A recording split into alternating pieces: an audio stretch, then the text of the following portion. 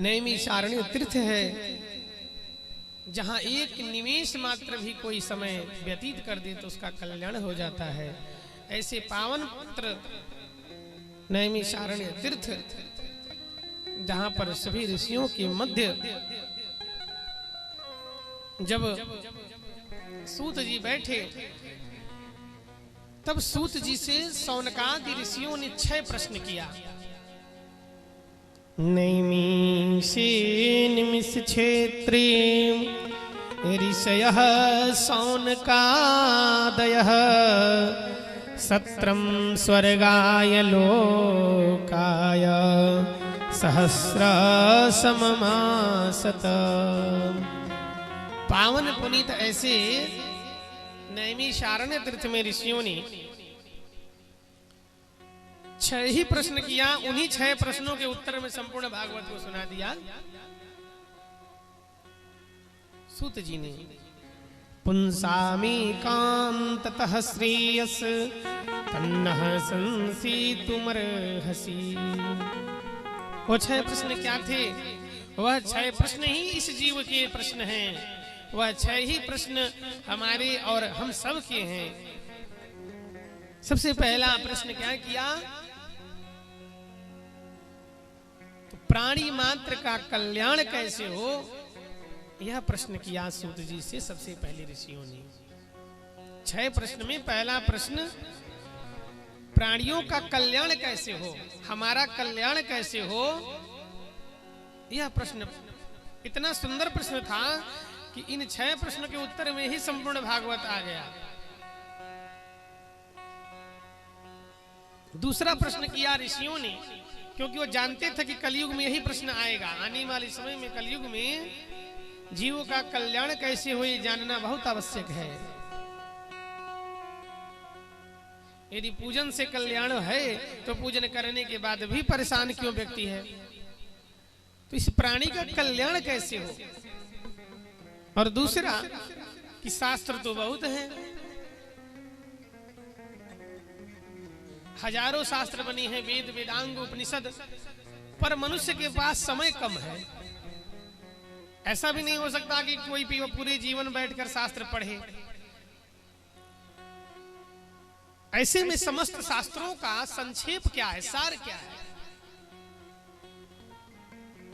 4 वेद को कोई कितना भी विद्वान हो तो 4 वेद और 18 पुराण को पढ़ने में ही वह अपना जीवन व्यतीत कर देता है। एक आधा ऐसे लोग होंगे जो समस्त शास्त्रों को पढ़े हों। ऐसे में समस्त शास्त्रों को हम पढ़ नहीं सकते हैं, समय कम है।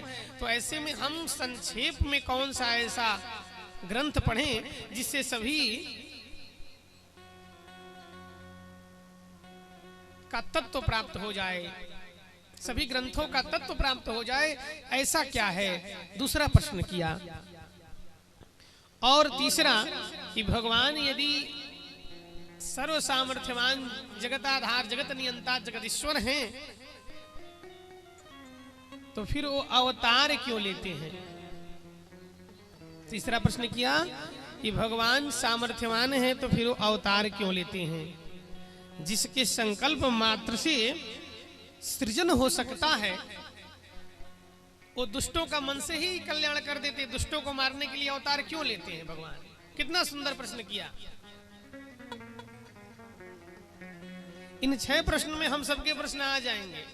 यदि कोई मन में प्रश्न होगा तो इन 6 प्रश्नों में समाहित हो जाएगा कि जब भगवान की इच्छा मात्र से शत्रुओं का संहार हो सकता है, उनके इच्छा से ही सब कुछ होता है, तो फिर पापियों को बनाते क्यों है? पापी बनाते ही नहीं कि उन्हें आना पड़े। और चौथा प्रश्न किया कि यदि भगवान ने अवतार लिया है तो किस किस रूप में भगवान के अवतार हुए और किस किस रूप में अवतार होंगे, इसकी जिज्ञासा प्रकट किया उन ऋषियों ने। 5वां प्रश्न किया कि जीवन का परम लक्ष्य क्या है। और 6ठा प्रश्न किया कि जब भगवान धर्म की स्थापना के लिए आते हैं और जब धर्म की स्थापना करके चले जाते हैं, तब धर्म किसकी शरण में जाता है? धर्म कं शरणम गतः। ये 6वां प्रश्न किया ऋषियों ने किम श्रेयः शास्त्र सारः कः स्वावतार प्रयोजनम् किं कर्म केवताराश्च धर्मः कं शरणं गतः। धर्म किसकी शरण में जाता है? इन 6 प्रश्नों को जब सुना सूत जी ने प्रसन्न हो गए। बोले महात्माओं, आपने ऐसा प्रश्न किया है कि आने वाले समय में जब कलयुग का आगमन हो रहा है, क्योंकि यह बात द्वापर के अंतिम चरण की है, जिस समय यह प्रश्न किया था ऋषियों ने। आने वाले समय में कलयुग आने वाला था, इसलिए उन्होंने ऐसा प्रश्न किया, क्योंकि वो जानते थे कि कलयुग में स्थिति ऐसी हो जाएगी कि व्यक्ति क्या ग्रंथ पढ़े जिससे कि उसका सबका तत्व प्राप्त हो जाए, और क्या ऐसा करे कि उसका कल्याण हो। इसलिए अच्छा प्रश्न किए। दूसरे के कल्याण के लिए किया जाने वाला लोक कल्याणार्थ यह प्रश्न था। इसलिए सुनकर सूत जी प्रसन्न हो गए। कहे ऋषियों, आपने बहुत अच्छा प्रश्न किया है। इस प्रश्न के उत्तर देने के पूर्व 2 श्लोकों के द्वारा अपने गुरुदेव को उन्होंने प्रणाम किया और फिर इन 6 प्रश्न के उत्तर को देना प्रारंभ किए। यम प्रव्रजन्तमनुपेतमपेत कृत्यम द्वैपायनो विरह कातरया जुहाव पुत्रेति तन्मयतयाम तरवोभिनेदोस तम सर्वभूत हृदयं मुनिमानतोस्मि।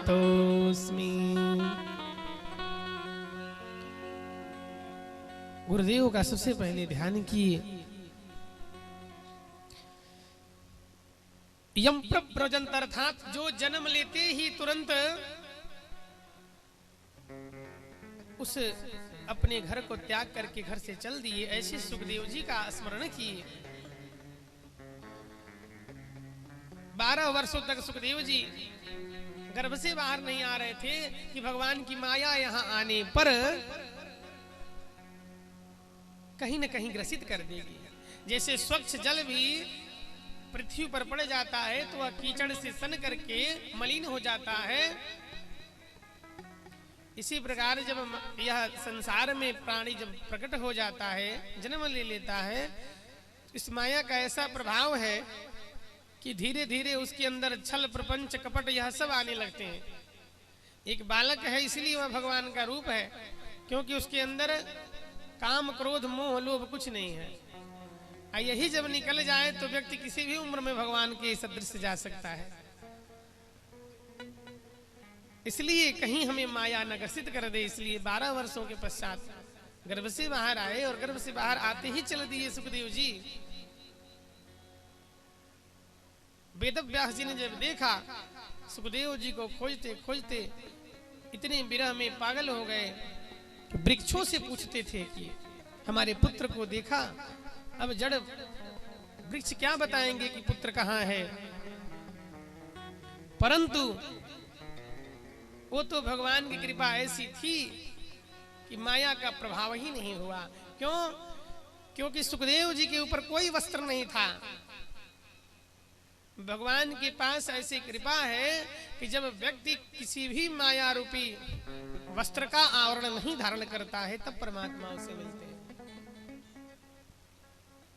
और खींच ही लेते हैं। परंतु जीव के उस मन रूपी तन पर काम क्रोध मोह लोभ ईर्ष्या रूपी यदि वस्त्र लिपटा होगा तो भगवान से कभी वह नहीं जुड़ पाएगा।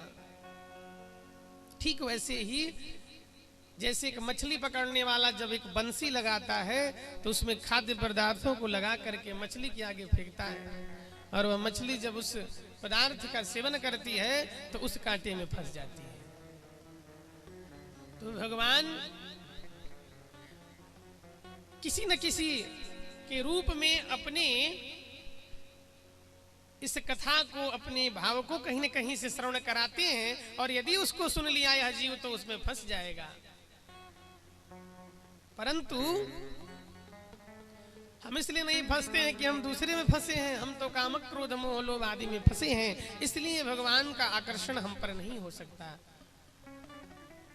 भगवान में वह चुंबक है, जैसे कितना भी खराब कोई लोहा हो तो एक चुंबक उसको चिपका ही लेता है, परंतु उसी लोहे में यदि कोई वस्त्र लपेट दिया जाए, उसी में यदि मिट्टी लपेट दिया जाए तो फिर वह उसको नहीं चिपका पाएगा। ऐसे ही हमारे मन में जब कहीं न कहीं कामक क्रोध मोह लोभ रूपी मिट्टी और वस्त्र जब तक चिपके रहेंगे तब तक भगवान नहीं मिलेंगे। इसलिए यह शरीर एक वस्त्र है, तत्व तो वही है जो इसके अंदर है। यदि वह तत्व निकल जाए तो इस शरीर को कोई 10 मिनट भी घर में नहीं रखता है। इसलिए माया का प्रभाव उस पर नहीं होता है जो भगवान को भजता है। और एक बार उस भगवान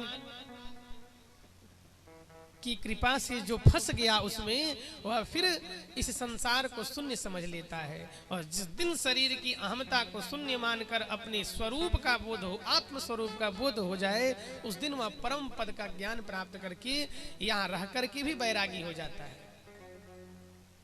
यह आवश्यक नहीं है कि वैराग्यता धारण करने के लिए बुढ़ापे की और जंगल की आवश्यकता हो। मन से मान लिया जाए तो फिर जंगल और महल बराबर है।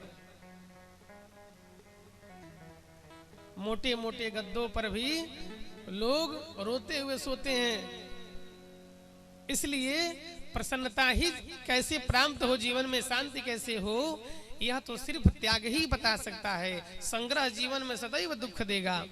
इसलिए वेदव्यास जी आज पुत्र पुत्र कह करके पीछे जा रहे हैं, पर सुखदेव जी ऐसी भगवान की कृपा है उनके ऊपर कि यह जगत का माया का प्रभाव नहीं हुआ, और इसीलिए जगत से विस्मृत होकर के बिना किसी वस्त्र को धारण किए सुखदेव जी चल दिए।